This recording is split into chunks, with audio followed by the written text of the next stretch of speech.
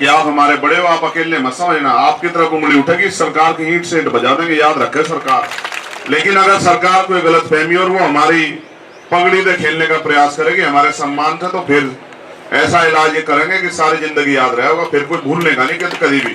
कि भारत की जनता देख रही है किस तरह से पूरी सरकार मिलकर अपराधियों का संरक्षण कर रही है, और पूरी सरकार मिलकर आज हमारी बहन बेटियों का चरित्र हनन कर रही है, उनको गलत साबित करने पर लगी। ये बात आप भी याद रखना भाई। बीजेपी के लोग अगर न्याय दिला, जरूरत नहीं पड़ने किसी की, बीजेपी की सरकार के लोग न्याय दिया, अरे कुछ तो मुंह खोल लो।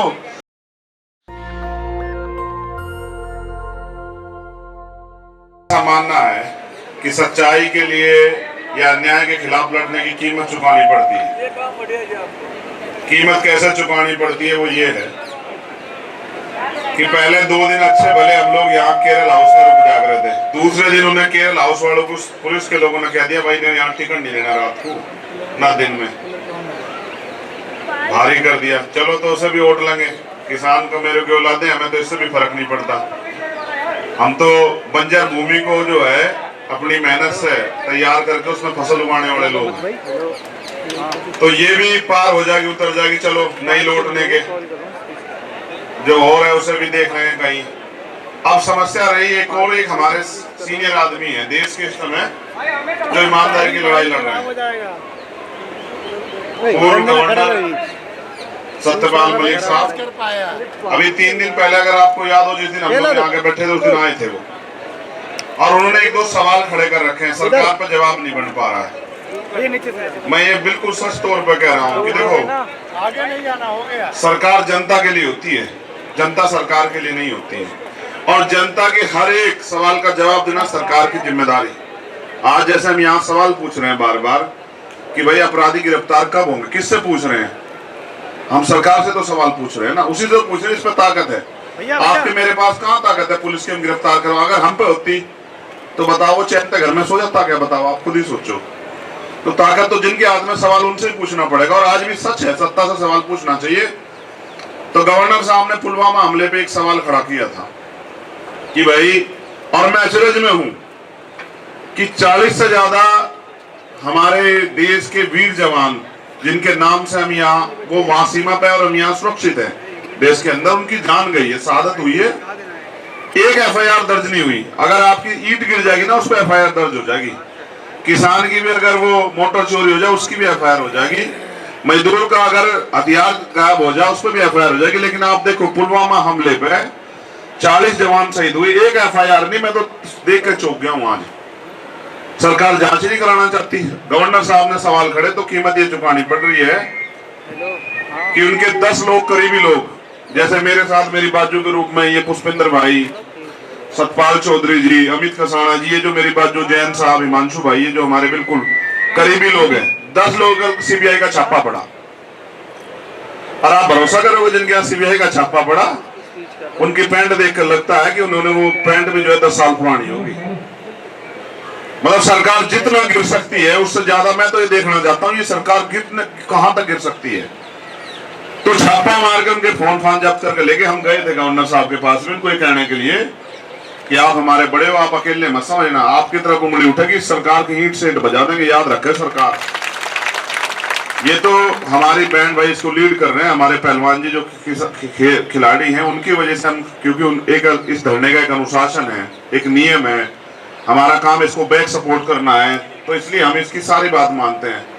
लेकिन अगर सरकार कोई गलत फहमी और वो हमारी पगड़ी से खेलने का प्रयास करेगी हमारे सम्मान से, तो फिर ऐसा इलाज ये करेंगे कि सारी जिंदगी याद रहेगा, फिर कोई भूलने का नहीं कभी भी। तो गवर्नर साहब हमारे सिर माथे हैं, हमारे बड़े हैं।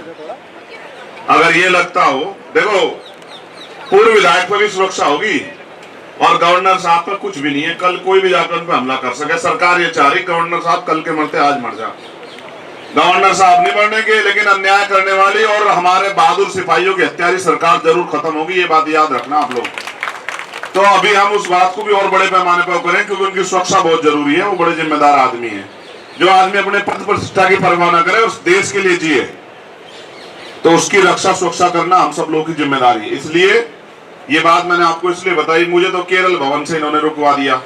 चिंता मत करो, हम ताकत अर्जित करें, केरल भवन परमानेंट के लिए खुलवा देंगे, आप चिंता मत करो। मगर गवर्नर साहब के लिए मैं आप चिंता जाहिर कर रहा हूं, आप सब लोगों को भी संदेश इसलिए दे रहा हूं कि उनके साथ कोई भी हादसा घट सकता है। सरकार के लोग यहाँ खड़े हैं, एडमिनिस्ट्रेशन के लोग, पुलिस के लोग यहाँ हैं, मीडिया के लोग यहाँ हैं। गवर्नर साहब देश की धरोहर हैं। उनके उस समय में वो 370 सारे मामले हुए, उन्होंने अपनी जान पे खेल के सारी चीजें वो अप्लाई करी। आज अगर उनके साथ उनके सम्मान और उनकी जान के साथ खिलवाड़ होगा तो मेरा ये वादा है सरकार से कि फिर वही होगा जैसा 2 अप्रैल में हुआ था, फिर वही होगा जैसा जंतर उसमें रामलीला मैदान में हुआ था, और 21 मई को होगा वही होगा। सरकार देखेगी, करके देखिए कोशिश। तो ये मेरा इसलिए उनके समर्थन में ये मेरा ऐलान है। बाकी आज हम फिर कहीं हमारा जाने का प्रोग्राम है, हमारे खिलाड़ी साथियों ने डिसाइड कर लिया होगा। ये इस बात का आंदोलन का प्रमाण है कि हमें अभी तक नहीं पता कि हम कहाँ जाने वाले हैं, क्योंकि हमने सारी अथॉरिटी उनको ही दे रखी है कि वो जहां भी जाएंगे हम उनके साथ जाएंगे, उनकी सुरक्षा में उनके साथ, और उनकी बात को मजबूत करने के लिए। तो जो साथी आज पहुंचे उनका धन्यवाद। हर मुद्दे पे देश, क्योंकि देश हमारा है ना भाई। एक चीज मैं बार बार समझाता हूं, आप भी समझ लो, सरकार के पास जो बजट है ना वो जनता का पैसा है जो टैक्स में जाता है, चाहे वो किसान की जेब से जा, मजदूर की जेब से जा, चाहे किसी की जेब से जा, और जो प्राकृतिक रिसोर्स है वो टैक्स है। तो अगर सरकार किसी को देती है, एहसान नहीं करती है। हमसे सरकार है, हम सरकार से नहीं है, जनता है जो कुछ है। तो जनता का, इतनी जनता बार बार सरकार से कह रही है। आज 26वां दिन है भाई, 26वां है, 26 दिन हो गए। एक बार देखो, देश के प्रधानमंत्री, हम तो बहुत ताकतवर मानते, एक शब्द नहीं निकल रहा। और खबर तो यह है कि आज कहीं जान लग रहे हैं, 6-7 दिन के लिए उड़ान भर रहे हैं। वहां जाकर कहेंगे देखो मैं, हमारे देश में ये हो रहा है। ये नहीं बता रहे कि देश की राजधानी में देश की बेटियां बैठी हैं और कोई जवाब देने को राजी नहीं है। आप ये बात समझो। मैंने पिछली बार भी कहा था, आज फिर दोहरा, अहंकार, सत्ता जो है ना, ताकत तो है ही सत्ता में, लोकतंत्र है भारत में, सत्ता में ताकत है, लेकिन सत्ता मदहोश कर देती है, दिमाग खराब कर देती है। सत्ता आदमी को तानाशाह बना देती है। आज कुछ ऐसे ही हाल हैं, उन्हें ऐसा लग रहा कि उनसे बड़ा कोई है ही नहीं। और मैं बार बार ये कह रहा, काशीराम साहब कह रहे थे कि सुप्रीम कोर्ट से भी बड़ी होती है जनता, और जनता के फैसले अच्छे तानाशाह को जमीन पर पटक देते हैं। और अगर जितना देर करोगे, क्योंकि हम इसलिए भी चुप हैं, मैं फिर अपने साथी आज मुझसे पूछ रहे थे आओ, तो भाई मैं 21 तारीख तक चुप हूं, क्योंकि हमने 21 तारीख को अपने खाप के लोगों को, जिम्मेदार लोगों को, उन्होंने हमसे समय वो कर रखा है 21 तारीख का। 21 तारीख के बाद फिर जब वो बात पक्की हो जाएगी, उधर से जो आदेश आ जाएगा, फिर हम उस पर काम करेंगे। मगर हमने तय कर लिया है कि आंदोलन को जमीन पर ले जाने के लिए, सूचना मैं मीडिया को भी दे रहा हूं कि हम महिला सुरक्षा, बहन बेटी सुरक्षा सम्मेलन जो है ना पूरे उत्तर प्रदेश में अब हम करेंगे। इसकी तैयारी जो है आज पार्टी संगठन के लोगों को हम शाम के टाइम दे देंगे। हर जिले, हर मंडल में हम लोग पहले फेस में करेंगे, क्योंकि हम बताएंगे कि देश की राजधानी में क्या चल रहा है। कई बार ऐसा हो रहा है, कुछ मीडिया के लोग तो हैं जिनके रीढ़ की हड्डी है, कुछ मीडिया के लोग तो ऐसे हैं वो बताने को राजी नहीं क्या हो रहा है। 10-20 मिनट की बात हो जाए, टीवी खोल लो, देश के प्रधानमंत्री जी, हम भी उनको ही देख रहे हैं कि वो कुछ बोल रहे हैं, वो बोल नहीं रहे हैं। तो इसलिए सवाल को मजबूत करना पड़ेगा, और मजबूत करके जनता के बीच ले जाना पड़ेगा। हमने उसकी तैयारी कर ली, क्योंकि जो हम कहते हैं उसको करते हैं। और तैयारी ये है कि हम महिला सुरक्षा, सम्मान और सशक्तिकरण, क्योंकि आज तो उन बहन बेटियों की लड़ाई लड़ने की हिम्मत इन्होंने दिखा दी, पहलवान जो हमारे बहन भाई हैं। आप ये सोचो, ये बंद क्यों नहीं हो रहा परमानेंट के लिए? भाई सबके घर में बहन बेटी है ना, फिर ये महिलाओं के साथ अन्याय क्यों? हमारी बहुत सारी महिला लीडर्स यहाँ बैठी हुई हैं, दिल्ली की भी, गाजियाबाद वाली भी, बुलंदशहर वाली भी। तो अगर ये सुरक्षित नहीं है तो फिर हम इंसान कैसे हो सकते हैं, आप ये बताओ। अगर जब घर में बहन बेटियां, और हम वास्तविकता में बहन बेटियों को देवी की तरह पूजते हैं, तो फिर कि दूसरे की बहन बेटी, जो दूसरी बहन बेटी है उसके साथ अन्याय हो रहा है, तो ये तो मानवता नहीं हुई ना, ये तो कोई इंसानियत की बात नहीं हुई ना। तो इसकी हमें परवाह करनी पड़ेगी कि शोषण चाहे खिलाड़ियों के साथ हो, चाहे गांव देहात में हो, चाहे दफ्तर में हो, किसी भी विभाग के, चाहे सड़क पे हो, ये सब बंद होना चाहिए। कोई किसी महिला को बहन बेटी की तरफ कोई अपमानित शब्द या अपमानित नजरिए से देखे बिना, तभी तो भारत की सुंदरता बढ़ेगी। यही तो था भारत, जिसकी बात होती है कि हम महिलाओं को समाज, देख लो क्या हो रहा है। देश की गोल्ड मेडलिस्ट और अन्य मेडलिस्ट बेटियां जो है, जो ओलंपिक खेल का आई, जिनको किसी की पहचान की मोहताज नहीं, वो बेचारी यहाँ तड़प रही है। सड़क पर जाओ, मीडिया के लोग पूछे, मैं मीडिया के लोगों से भी कह रहा हूँ, एक बार कभी प्रधानमंत्री जी से भी पूछ लो यार कुछ क्या देश मामले में। उनके बाद इतने बढ़िया मंत्री जी हमारे, स्मृति ईरानी जी बहन जी हमारी, उनसे पूछ लो, वो भी कुछ बोल रहे हैं, उनके पास बड़े बड़े वो हैं। तो अब ये भी पता लगा कि भाई मुझसे कोई आते ही कह रहा था जी वो एक और वो भी सम्मेलन कर रहे हैं। भाई अधिकार है, लोकतंत्र है, संविधान ने दिया है, जैसा हमें आंदोलन करने का अधिकार है ऐसा उनको भी अधिकार है। मगर जनता ये देख रही है, आज ये बात भी याद रखा इतिहास और देश भी, कि भारत की जनता देख रही है किस तरह से पूरी सरकार मिलकर अपराधियों का संरक्षण कर रही है, और पूरी सरकार मिलकर आज हमारी बहन बेटियों का चरित्र हनन कर रही है, उनको गलत साबित करने पर लगी। ये बात आप भी याद रखना।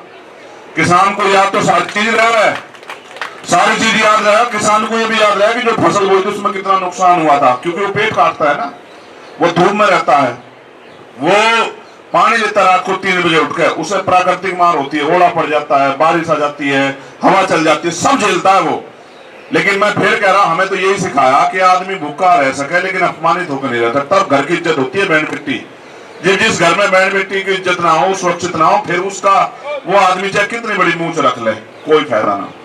मूंछ तो फिर वही हो जो घर की इज्जत हो, और उसकी रखवाली नहीं कर पा रहे तो हम चाहे कितने बड़े चौधरी हो, फिर उसका कोई फायदा ना। तो आप डटे हुए हो, जो लोग डटे हुए हैं, जो लोग आते हैं, उनका बहुत बहुत धन्यवाद। और उनकी तरफ से मेरा ये कहना, अभी मार्च होगा, अभी मुझे पूरी जानकारी नहीं कि आज पैदल मार्च है कैसे है, जो आदेश आएगा तब तक, जब तक वो मार्च ना हो तब तक आप टिके रहिए। Specially Bhim army Azad Samaj party के लोगों से मेरा निवेदन है, वो अनुशासन में बैठे रहना, ठीक है। जब यहाँ कोई वक्ता अपनी बात रखे, ये मंच है, इस पे कोई कुछ भी कह सकता है, हमने सबके लिए खुला करवा रखा है। कोई आवे किसी संगठन में, किसी पार्टी का, मैंने तो कल इनसे ये भी कहा था, बजरंग को सवाल पूछ रहे थे कि भाई वहां राजनीतिक लोग आ रहे हैं, तो मैंने बजरंग से कहा कि आप कह दो कि बीजेपी वाले सारे यहाँ जा, वही न्याय दिलाते, हम लोग उठकर चले जाएंगे।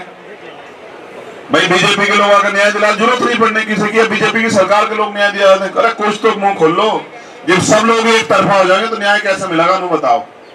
ये जो आज पंजाब के, हरियाणा के और इधर ये कासगंज तक के हमारे लोग, ये यादव, आलोक यादव, तमाम लोग जो आए हुए हैं, ये सब लोग क्यों आए? भाई सड़क पर आदमी कब आता है, आप मुझे बताओ? खुश जाता है कोई सड़क पे? सड़क पर आदमी तब आता है इस लोकतांत्रिक भारत में जब वो निराश हो जाता है कि उसको न्याय नहीं मिलने का, अब उसके पास कोई रास्ता नहीं, ना उम्मीद होकर सड़क पर आता है। आज हमारे लीगल सेल के भी जो है नेशनल चेयरमैन, उनकी टीम भी यहाँ आई हुई, उनका भी बहुत बहुत MS आर्या जी, उनका भी धन्यवाद। सारे मोर्चों पे लड़ेंगे हम इसे, हर मोर्चे पे, कोर्ट में भी, बाहर भी, अंदर भी, सब जगह लड़ेंगे। और जब तक हटने के इन पे, जब तक न्याय नहीं मिलता, जितनी पंचायतें, जितने जोड़ लगाने लगा लो। सरकार से मेरा यह आग्रह है, जितना देर करोगे उतनी बुरी हार होगी, जितना देर करोगे, जितना जल्दी करोगे उतनी इज्जत बच सके। नैतिक चरित्र नहीं रहा, नहीं पहले आदमी को नैतिक चरित्र होता, अगर आमना सामना हो जा रहा, अपराध गलती कर रखी तो आंख नहीं मिलती। आज की तो ऐसी सरकार बैठी है कि आंख मिला के झूठ बोलती है। अभी अमित मुझे सुना रहा था एक बात, देखो भाई साहब आपने कहानी सुनी? मैंने कहा कौन सी? कहना एक बार झूठ और सच दोनों नान गए, दोनों नान गए, और झूठ ने पहले पानी में तो लिखल के सच के कपड़े पहन लिए। आज तक भी झूठ जो है वो सच के कपड़े पहनकर घूम रहा, और सच जो है उसे साबित करना पड़ रहा है। ये आज आलम है, इन सब से टकराओगे, घबराना नहीं है। हम उनके बच्चे हैं जिन्होंने इस देश के आजादी के लिए जो लड़े हैं, जिन्होंने इस देश की आजादी के लिए जो है अपने प्राणों के बलिदान दिए, उनका खून है। ये हमारे भारत के भी मान सम्मान का मामला है। अगर ये खबर इंटरनेशनल किसी उसमें छपे, जैसे कल खिलाड़ियों ने, कई लोगों से बात हुई इंटरनेशनल खिलाड़ियों से, अगर वो ट्वीट करेंगे और ये खबर बनेगी कि भारत में हो क्या रहा है, जरा सी भी लज्जा नहीं रही सरकार पर, जरा सी भी अगर वो ट्वीट करेंगे कि भाई वहां के जो इंटरनेशनल प्लेयर हैं उनके साथ ऐसा हो रहा है, यार ये क्या सिस्टम है उनके यहाँ। भारत की बात तो बड़ी बड़ी है, उसमें भी हमारी बेइज्जती होगी, तो हम तो फिर मैंने इनको रोक दिया कल कि भाई अभी रुक जाओ, वरना कल कई इंटरनेशनल खिलाड़ी समर्थन में ट्वीट करने वाले थे, उनके यहाँ खबर बनती है अखबारों में छपता कि भारत में जो इंटरनेशनल खिलाड़ी वो सड़कों पर बैठे हैं क्योंकि वहां की सरकार जो है अपराधियों के साथ खड़ी है। बताओ कितनी बड़ी बेइज्जती होती। ये तो भाई बहन छोटे मेरी बात मानते हैं, मैंने इन्हें मना कर दिया अभी मत करो, वरना वो कल ही हमारे पक्ष में जो है, इनके पक्ष में ट्वीट करने वाले थे, जब इनको पता लगा कि भाई, क्योंकि ये जाके बार बार 2024 की बात करे ना, तो कल ये चर्चा हो रही थी कि 24 दिन पूरे हो गए, 25वां दिन आ गया, तो वे भी 24 को सुनो जा क्या है 24, तो कल 24 पर बात चल रही थी। 24 जो है ये 36 भी हो जाएगा, चिंता मत करो, आप लोग डटे रहो, ठीक है। आपकी ये मौजूदगी ये बता रही है कि ये लड़ाई निर्णायक तरफ जा रही है, और सब तक ये बात पहुंच रही है कि देश में क्या हो रहा है। अगर कैमरों पे पहरा हो जाएगा तो कोई बात नहीं, केरल गेट पे पहरा लगा दोगे, गाड़ी रोक लोगे, जमान पे थोड़ा ही पहरा लगा दोगे, गड़ा थोड़ा ही पकड़ लोगे, गड़ा तो हम किसी को भी नहीं पकड़न देते।